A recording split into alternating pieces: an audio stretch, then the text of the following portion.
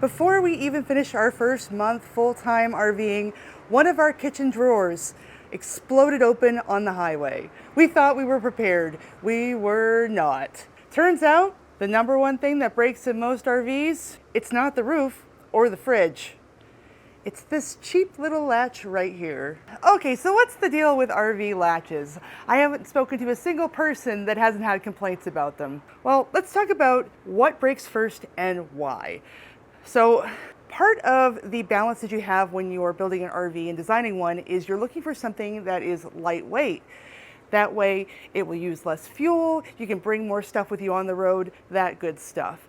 And because of this, because of the lightweight nature of the hardware, it also means that hardware is typically fragile, especially when manufacturers are trying to build towards a price point, which they, spoiler alert, are. So what you end up with a lot of times are cheap plastic latches and drawer slides that weren't designed for the kind of motion an RV has to go through. Not only that, but over time, the road and the vibrations wear and tear those fragile bits of hardware at warp speed. And throw in situations like off-level parking, which even though it's not ideal, honestly, a lot of people have to park off-level, even if it's just going to a Walmart to pick something up on your way to your next campsite.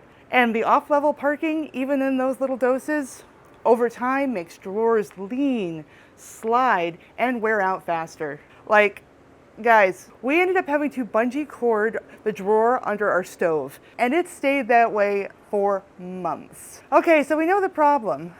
Why doesn't anybody warn you about it? Well, here's the thing. It's not the most big, dramatic, or life-altering thing. It's not like your roof going or your AC going out in 103-degree weather, which happened to us in the middle of the Texas desert, by the way, if you want to watch that episode after this one. No. Your cabinetry and your slides having trouble, it's not dramatic enough for people to talk about it regularly. And frankly, RV dealers don't care once you've rolled off the lot. They've got the sale. That's your problem. Sounds like a you problem. And everybody's too focused on what the heck is going on with their fridge or their black tank. Understandably. But here's the thing. These kind of little problems with your RV, the latches, the cabinet drawers, all of that, it turns into death by 1,000 cuts, where your RV turns into a janky mess of semi-broken storage on wheels. And if you let it pile up, it can be just as big of a problem as some of the big items breaking, if not more, because it's affecting you every single time you go to do anything. And every single time you move campsites. Okay, so we know what the problem is. We know why people don't really talk about it. Let's talk about some ways to fix it. Thankfully, there are a lot of low-effort fixes that can help you out of a bind. I actually mentioned one of the easiest ones already, and that's a bungee cord. We took some very simple bungee cords. You can get these really, really cheap at a place like Harbor Freight or on Amazon. I'll throw a link in the description to just your basic set of bungee cords. What we did is we wrapped those around and we shielded with towels and stuff so it wouldn't scrape. Basically, when you do that, you got to make sure you wrap it enough times that it's not loose and it has some tension, because the bumps in the road will throw the cabinet open. It's kind of like a hair tie. If you ladies out there, you know you sometimes have to double or triple wrap the hair tie to get it so that your hair is held tight. It's the same thing with your drawers. Depending on the closure, something like a Velcro strip or a magnetic closure can be a really good thing. And the nice thing about these is you can order them on Amazon, have them delivered to boxes while you're on the road, or a lot of times you can go to a Lowe's or a Home Depot and they all have this kind of stuff. We found that we had to experiment sometimes with the drawer in question and try a few things, because sometimes it wasn't apparent that the fix wasn't going to work until we tried it and saw what it actually did with vibrations. So that's part of why I recommend having the bungees, because usually if nothing else works, you can wrap them up with the bungees and it's a lot quicker.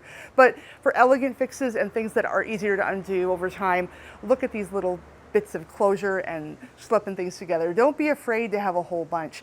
Actually, Justin did a video on the essential tools that he takes with us with RVing. He goes through his entire kit of attachments. He has a lot of good links. If you want to see that one has a lot of good advice. You can watch that one after this one. There's also things like friction pads or drawer stoppers. So those are the low effort fixes.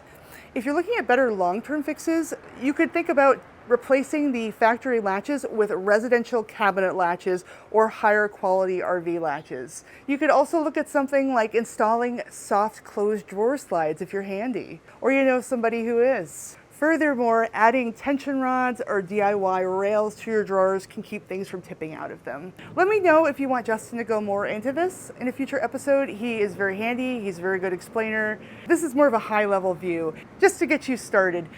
Also, feel free to ask any questions in the comment. I'll let Justin know and he can answer them for you. But the fact of the matter is that everyone worries about the big stuff when it comes to RV life. But it's the dumb little things that wear you down. Fix the stuff early and often, and you'll save yourself a lot of grief further down the road. What's the first thing you had break in your RV? Drop it in the comments.